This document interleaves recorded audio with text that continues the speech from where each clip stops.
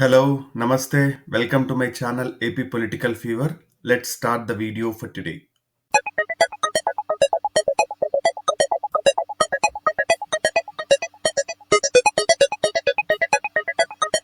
మనం ఆల్రెడీ రాయలసీమలోని అన్ని నియోజకవర్గాలు అలాగనే ఉమ్మడి నెల్లూరు, ప్రకాశం, గుంటూరు, కృష్ణా జిల్లాలోని అన్ని నియోజకవర్గాల ఎన్నికల సర్వే అండ్ ప్రిడిక్షన్ చేశాము.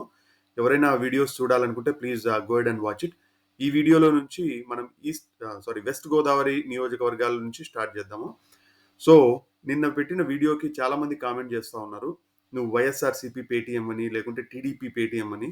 ఇప్పుడు ఒకవేళ ఈ నియోజకవర్గం నేను టీడీపీ గెలుస్తుంది అని నేను ప్రెడిక్ట్ చేసిన అనుకోండి, వైఎస్ఆర్సీపీకి పేటీఎం టీడీపీ పేటీఎం అవుతా. అదే వైఎస్ఆర్సీపీ గెలుస్తుంది అని చెప్తే వైఎస్ఆర్సీపీకి పేటీఎం అవుతా. సో నేను ఇదంతా హిస్టారికల్ డేటా, క్యాస్ట్ ఈక్వేషన్స్ అవన్నీ తీసుకొని మాత్రమే ప్రిడిక్ట్ చేస్తా ఉన్నాను. నేనేం గ్రౌండ్ లెవెల్లోకి వెళ్ళి ప్రతి ఓటర్ని వెళ్ళి కలిసి వాళ్ళతో సర్వే చేసుకొని నేనేం చెప్పట్లేదు. ప్లస్ మీరు ఇంకొకటి అబ్జర్వ్ చేయాల్సింది ఏంటంటే, ఏ సర్వే అయినా కూడా దాదాపు కేవలం ప్రతి నియోజకవర్గంలో 1000 నుంచి 2000 ఓట్లను మాత్రమే టచ్ చేసి వాళ్ళు సర్వే చేస్తారు. మనం అందరూ 100% కరెక్ట్ ప్రెడిక్షన్ మాత్రం ఎవరు చేయలేరు. ఇప్పుడు నేను చేసిన ప్రెడిక్షన్లో కూడా 80% సక్సెస్ రేట్ వచ్చినా I will be more than happy. ఇదొకటి. ఇంకొకటి, ఇది విజయవాడ అంటే ఉమ్మడి కృష్ణా జిల్లాలోని అన్ని నియోజకవర్గాలకి కింద కామెంట్స్ చూస్తూ ఉంటే రాజధాని ఎఫెక్ట్ ఫుల్గా ఉంది, చాలా ఎక్కువగా ఉంది, ఈ నియోజకవర్గాలలో ఖచ్చితంగా టీడీపీ గెలుస్తుంది అని అనుకుంటా ఉన్నారు. రాజధాని ఎఫెక్ట్ అంతే బలంగా ఉండి ఉంటే ఖచ్చితంగా టీడీపీ, జనసేన, బీజేపీ కూటమి రాజధానిని ముందుకు తీసుకొచ్చేవాళ్ళు. ఢిల్లీని తలదన్నే రాజధాని కడతాం, లేకుంటే సింగపూర్ చేస్తాం, న్యూయార్క్ చేస్తాం అని చెప్పేటోళ్ళు. రాజధాని గురించి ఈ ప్రచారంలో అస్సలు చెప్పట్లేదంటే మనం రాజధాని ఎఫెక్ట్ బ్యాక్ సీట్లోనే ఉందని క్లియర్గా అర్థం చేసుకోవచ్చు. దానికన్నా ఇంకా రాజధాని ఎఫెక్ట్ కన్నా వాలంటీర్లు లేకుంటే సంక్షేమ పథకాలు, ఈ అభివృద్ధి ఇవే ముందుకు వస్తాయి తప్ప రాజధాని ఎఫెక్ట్ థర్డ్ సీట్లోనే ఉందని నేనైతే ఫీల్ అవుతా ఉన్నాను. ఇంకోటి, పవన్ కళ్యాణ్ గురించి ఒకరు కామెంట్ చేశారు. He's a saviour of Andhra Pradesh, కొన్ని వందల కోట్లు ఇచ్చిపెట్టుకొని వచ్చినాడు అది ఇది అని చెప్తా ఉన్నారు. ఇప్పుడు జగన్ గారిని చూసుకున్నా, లేకుంటే చంద్రబాబు నాయుడు గారిని చూసుకున్నా, నారా లోకేష్ గారిని చూసినా వాళ్ళు కూడా వాళ్ళ ఇప్పుడు పవన్ కళ్యాణ్ గారన్నా ఇప్పటి నుంచి షూటింగ్ చేసి రోజుకు 2 కోట్లు సంపాదించి సంవత్సరానికి ఆయన చెప్పినట్టు 2 కోట్లు వచ్చినా కూడా 700 కోట్లు సంపాదించాలా. అన్నే 100 కోట్లు ఆల్రెడీ వీళ్ళకి జగన్ గారికి కానీ చంద్రబాబు నాయుడు గారి ఫ్యామిలీకి కానీ ఉన్నాయి. వాళ్ళ ఇంట్లో కాలు మీద కాలు వేసుకొని కూర్చున్నా వాళ్ళకి నడుస్తుంది.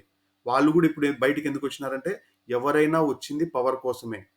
పవర్ నిలుపుకోవడానికి సేవ చేయాలంటే సేవ చేస్తారు, సంక్షేమ పథకాలు ఇవ్వాలంటే సంక్షేమ పథకాలు ఇస్తారు, సచివాలయాలు కట్టాలంటే సచివాలయాలు కడతారు, పోర్ట్లు చేయాలంటే పోర్ట్లు చేస్తారు, మెడికల్ కాలేజీలు కట్టాలంటే మెడికల్ కాలేజీలు చేస్తారు, లేకుంటే కియా లాంటి ఫ్యాక్టరీలు తీసుకొని రావాలంటే కియా లాంటి ఫ్యాక్టరీలు తీసుకొని వస్తారు. అంతేగాని అదేదో అవుట్ ఆఫ్ పవర్ మీద మాకేం ఇష్టం లేకుండా కేవలం సేవ కోసమే మేము రాజకీయాల్లో ఉన్నాము అంటే అది ఏమి నమ్మాల్సిన అవసరం లేదని నేను అనుకుంటా ఉన్నాను. సో పవన్ కళ్యాణ్ గారు కూడా అంతే.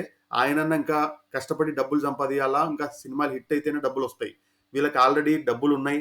ఇంట్లో ప్రశాంతంగా కాలు మీద కాలు వేసుకొని కూర్చున్నా కూడా 5 స్టార్ జీవితం అనుభవించవచ్చు. కానీ వాళ్ళు కూడా ఎండలలో తిరుగుతా ఉన్నారంటే ముఖ్య కారణం పవర్. పవర్ ముఖ్యంగా ఉంటుంది తప్ప ఇట్లాంటివి సేవ చేయాలి అవన్నీ నాకు సెకండరీనే అని నేనైతే ఫీల్ అవుతున్నాను, ఏ రాజకీయ నాయకుడైనా.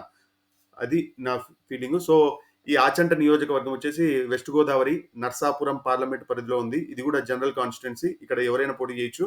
సో వీడియోలోకి వెళ్ళిపోదాము. ఇక్కడ కులాల వారి ఓట్లు చూస్తే ఎస్సీ దాదాపు 40,000 మంది ఉన్నారు. శెట్టి బలిజ 53,000 మంది ఉన్నారు. కాపు సామాజిక వర్గం 25,000 మంది ఉన్నారు. రెడ్లు దాదాపు 15,000, 12 నుంచి 15,000. ఇది ఎగ్జాక్ట్ ఫిగర్ అయితే కాదు, నేను అప్రాక్సిమేట్గా 15,000 వేసాను. ముస్లింలు దాదాపు 8 నుంచి 10,000 మంది ఉన్నారు. క్షత్రియ సామాజిక వర్గం 10,000 మంది, గౌడ సామాజిక వర్గం 15,000 మంది. సో ఈ సామాజిక వర్గాల్లో చూసుకుంటే ఎస్సీలలో ఎక్కువగా వైఎస్ఆర్సీపీకి సపోర్ట్ చేసే సామాజిక వర్గాలు, శెట్టి బలిజలో ఎక్కువగా టీడీపీకి సపోర్ట్ చేస్తున్నాయి. దానికి ముఖ్య కారణం టీడీపీ నుంచి పోటీ చేసే వ్యక్తి కూడా శెట్టి బలిజ కావడము, ప్లస్ సంస్థాగతంగా కూడా వాళ్ళు ఎక్కువగా వీళ్ళకే సపోర్ట్ చేస్తూ ఉండడం టీడీపీకి ఫెచ్చింగ్ అవుతున్నాయి. కాపు సామాజిక వర్గం ఓట్లు దాదాపు 25,000 ఉండడము, జనసేనకు కూడా గత ఎన్నికలలో కూడా క్రియాశీలకంగా ఓట్లు పడ్డాము, అవన్నీ ఎక్కువగా కూటమి వెనకాలనే ర్యాలీ అవుతా ఉన్నాయని చెప్పొచ్చు. ఇంకా రెడ్లు, ముస్లింలు వచ్చేసి వైఎస్ఆర్సీపీకి ఎక్కువగా ఉన్నాయి. గౌడ సామాజిక వర్గం ఆల్మోస్ట్ సిమిలర్గా 45 45 లేకుంటే 50, 45 ఆ రేంజ్‌లో ఉన్నాయి. క్షత్రియ సామాజిక వర్గంలో దాదాపు 55 వైఎస్ఆర్‌సీపీకి సపోర్ట్ చేసే అవకాశాలున్నాయి. ముఖ్య కారణం ఏందంటే, ఈ నియోజకవర్గంలో క్షత్రియ సామాజిక వర్గం నుంచి ఎమ్మెల్యే క్యాండిడేట్ ఉండడం అది ఒక రీజన్ అని నేను అనుకుంటా ఉన్నాను. సో, ఇది కులాల వారి ఓట్లు ఆచంట నియోజకవర్గం గాను. ఇక్కడ గత 4 ఎన్నికల వివరాలు చూసుకుంటే ఈ నియోజకవర్గం ఏంటంటే 2008కి ముందు డీలిమిటేషన్‌కి ముందు ఎస్సీ రిజర్వ్డ్ కాన్స్టిట్యుయెన్సీ ఉండింది. దాని తర్వాత 2009 నుంచి ఇది జనరల్ కేటగిరీలోకి వెళ్ళిపోయిందని చెప్పొచ్చు. సో, 2004లో పీతల సుజాత గారు టీడీపీ పార్టీ తరపున 5,650 ఓట్లు మెజారిటీ 6% మార్జిన్‌తో గెలవడం జరిగింది. 2009లో సత్యనారాయణ పితాని ఈయన పితాని సత్యనారాయణ కాంగ్రెస్ పార్టీ నుంచి 15,800 మెజారిటీ. అప్పుడు త్రిముఖ పోరు జరిగింది. అప్పుడు దాదాపు టీడీపీకి, ప్రజారాజ్యం పార్టీకి సిమిలర్ ఓట్లు దాదాపు 40,000, 42,000 ఇద్దరికీ వచ్చినాయని చెప్పొచ్చు. 2014లో రాష్ట్ర విభజన అనంతరం ఆయన టీడీపీ పార్టీలో చేరి 4,000 మెజారిటీ స్వల్ప మెజారిటీతో గెలవడం జరిగింది. 2019లో చెరుకువాడ శ్రీరంగనాథరాజు వైఎస్ఆర్‌సీపీ తరపు నుంచి దాదాపు 13,000 భారీ మెజారిటీతో ఇది కూడా త్రిముఖ పోరే అని చెప్పొచ్చు. త్రిముఖ పోర్ అని చెప్పే దానికన్నా జనసేన ఈ నియోజకవర్గంలో దాదాపు 15,000 ఓట్లు చీల్చడం వల్ల ఈ ఈజీగా విన్ అయ్యే సీట్ అయిపోయింది వైఎస్ఆర్‌సీపీకి. సో, ఇక్కడ పొత్తు ప్రభావం ఎలా ఉంటుంది అని చూస్తే గత ఎన్నికలలో వైఎస్ఆర్‌సీపీకి దాదాపు 66,500 ఓట్లు పోలయ్యాయి. టీడీపీకి 53,600 పోలైనాయి. జనసేనకి దాదాపు 14,000 ఓట్లు పోలైనాయి. బీజేపీకి నామమాత్రమే అని చెప్పొచ్చు. కేవలం 650 ఓట్లు మాత్రమే పోలవ్వడం జరిగింది. సో, వీళ్ళ ముగ్గురివి చూసుకుంటే 68,250 ఓట్లు ఈ కూటమికి వస్తా ఉన్నాయని చెప్పొచ్చు.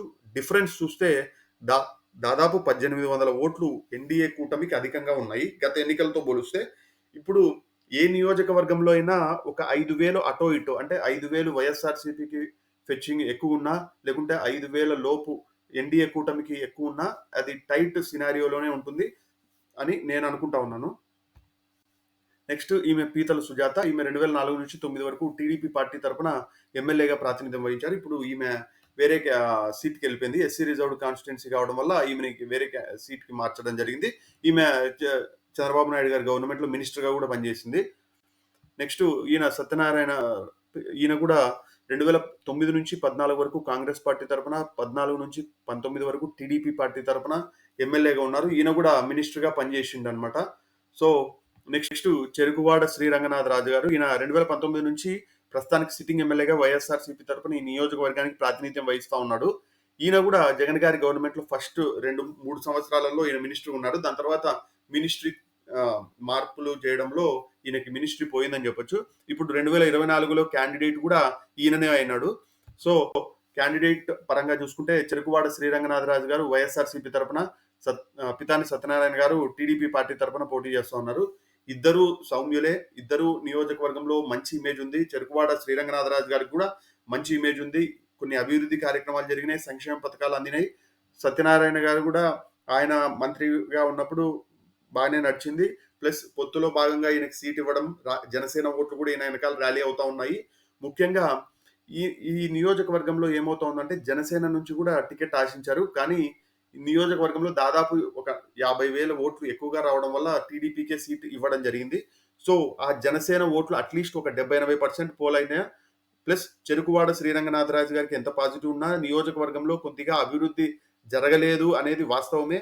ఆ కన్సిడరేషన్ తీసుకున్నా కొంచెం ప్రభుత్వ వ్యతిరేకత ఓట్లు గన ఎన్డీఏ కూటమికి షిఫ్ట్ అయితే ఈ నియోజకవర్గంలో నా అంచనా ప్రకారం టీడీపీ గెలవడానికి ఎక్కువగా అవకాశాలు ఉన్నాయని నేను ఫీల్ అవుతా ఉన్నాను.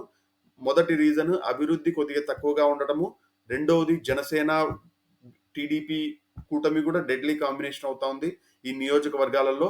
ప్లస్ ఇంకొకటి పితాని సత్యనారాయణ మీద కూడా పాజిటివ్ ఇమేజే ఉండడం, గత ఎన్నికలలో ఓడిపోయాడన్న సానుభూతి. ఈ అన్ని రీజన్స్ వల్ల టీడీపీ గెలవడానికి ఎక్కువగా అవకాశాలు ఉన్నాయి అని నేను ప్రెడిక్ట్ చేస్తా ఉన్నాను. ఒకవేళ గన మీరు ఈ ప్రిడిక్షన్‌తో ఏకీభవించకపోతే కామెంట్ రూపంలో తెలియజేయండి. మీరు చెప్పినట్టు పేటీఎం అన్నా కూడా అలా అనేవాళ్ళు కూడా అనుకోవచ్చు. Please I never mind. అలాగనే చాలా మంది వీడియోలు చూస్తా ఉన్నారు గానీ సబ్స్క్రైబ్ చేసుకోవట్లేదు. Please subscribe. ఒకవేళ నేను ఈ వీడియోలో ఏమన్నా దురుసుగా మాట్లాడుంటే please excuse me. Thank you. Have a good day. By.